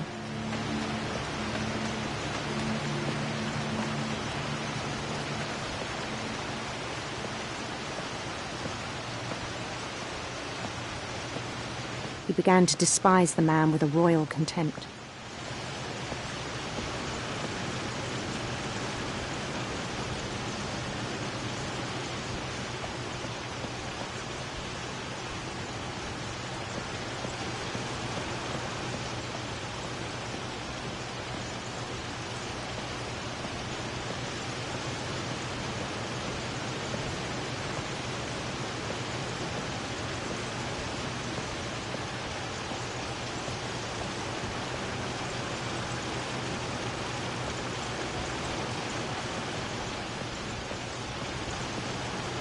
I still thought I could save him. Even after he said he was being crowned king over all the lands of wonder.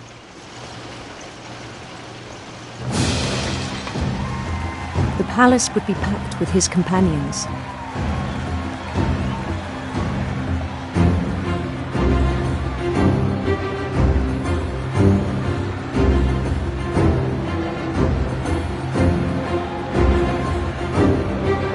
Including the wise Calico who'd insisted on advising him.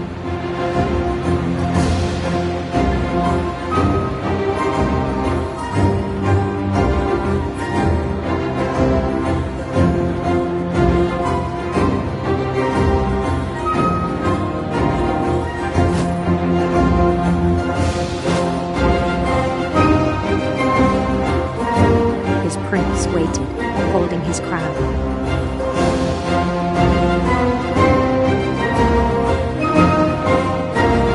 There was only one thing left to do.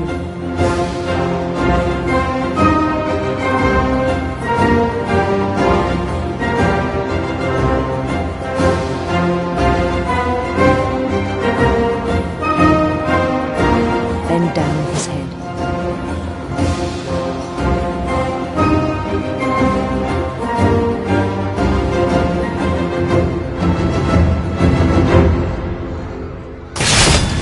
The rest I think you know. Mrs. Finch, your son was a kind man who will be missed by all of us who knew him.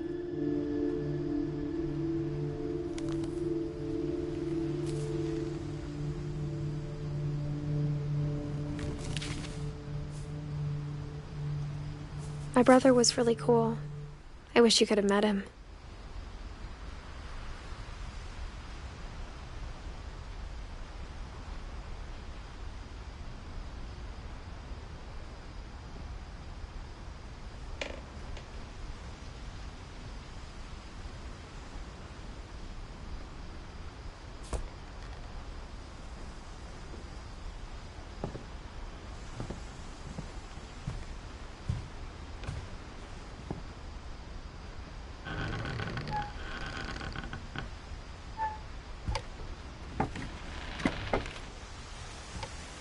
On the way back from Lewis's funeral, my mom told me to start packing. She waited until the day before we left to tell Edie.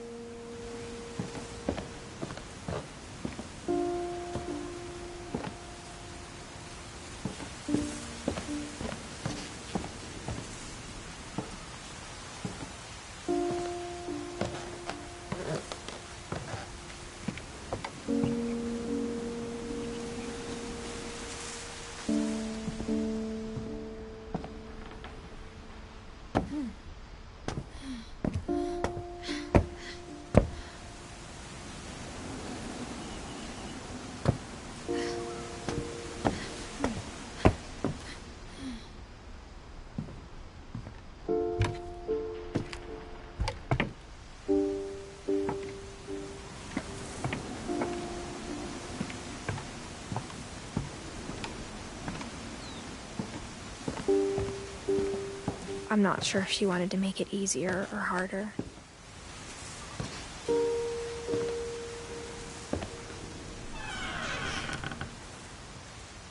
I wish we'd stayed.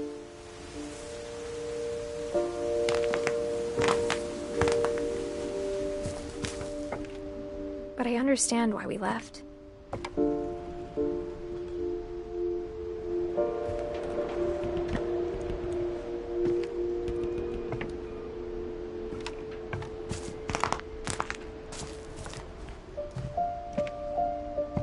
My mom ended up leaving everything behind. What happened that night had been coming for a long time. Maybe it should have come sooner.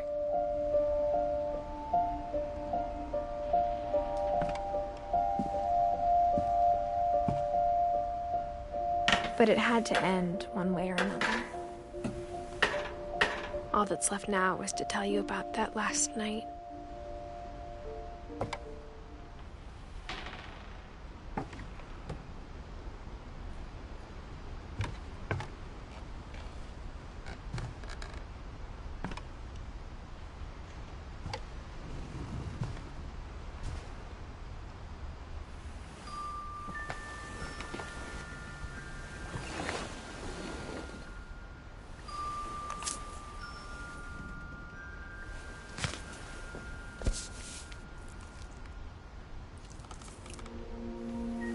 That whole last day, Edie just watched us pack and didn't say a word. Until supper, when she raised her glass and said, "To our final night together, and all our final nights apart." Grandma, you know what I said about alcohol. Some of your medications are very Edith, specific. I left a present for you in the hallway.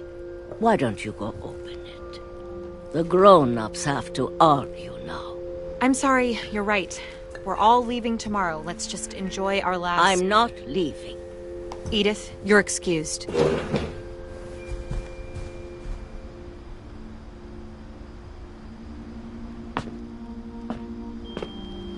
The power had been shut off that morning, but Edie always had plenty of candles. When my mom sealed the library, I don't think she knew about the other entrance, or that Edie had a key to it.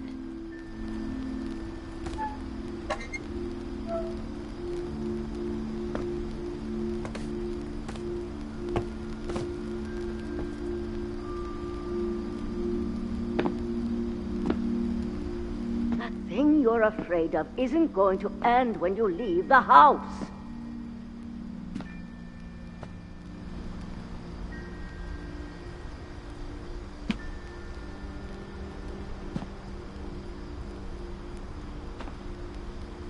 Edith has a right to know these stories. My children are dead because of your stories. I think it's best if Edith and I leave tonight.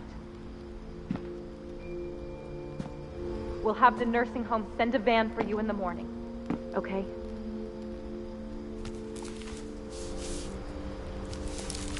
Dear Edith, there's so many stories I wish I could tell you, but there's only time for one. This is about what happened on the night you were born. That night, the tide went way, way out. It was the first and last time I ever saw the old house aground, there'd been an earthquake out in the middle of the ocean. They called it the lowest tide in 1,000 years. God, it smelled awful. You know, I've seen that house every day of my life. But I never thought I'd go back to it. When the fog rolled in, I lost my way.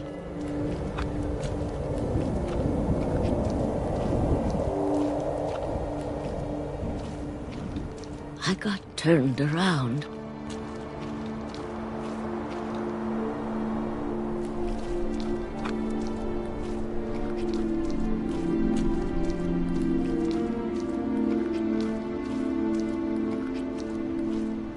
For a while, I wondered. I started seeing things.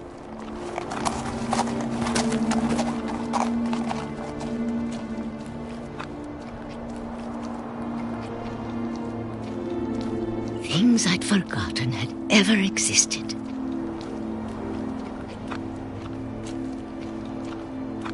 But when I saw them, they felt like old friends. That night, a lot of things came back to me.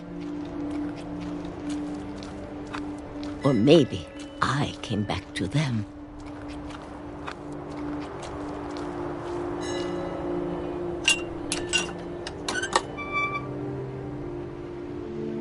Things I can't explain, but that I need you to try and... Edith, what are you doing in here?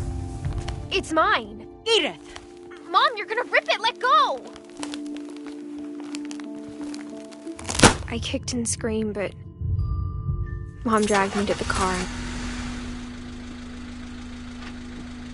I never saw Great-Grandma Edie again.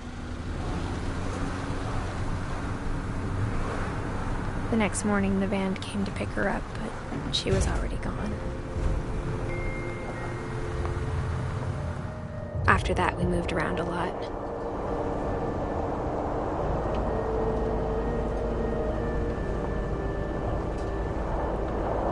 We both tried to make the best of it.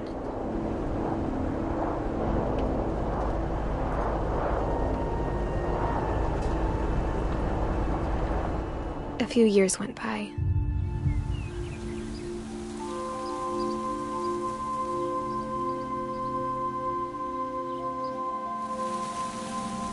My mom didn't like to talk about it, but she started getting sick a lot. The rest happened pretty quickly. She got better for a while,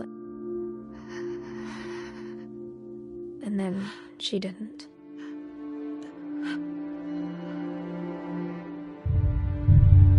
And then I was alone.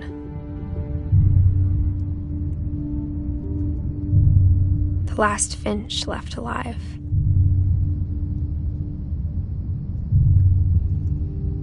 Until I found out about you. I'm still not sure what to tell you about all this. If we lived forever, maybe we'd have time to understand things. But as it is, I think the best we can do is try to open our eyes. And appreciate how strange and brief all of this is. This journal was supposed to be for you.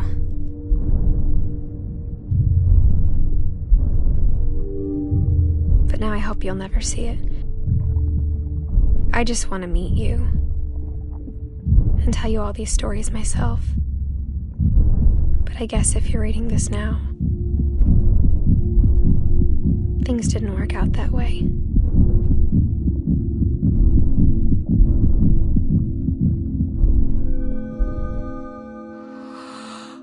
This is where your story begins. I'm sorry I won't be there to see it. It's a lot to ask, but I don't want you to be sad that I'm gone. I want you to be amazed that any of us ever had a chance to be here at all. Good luck.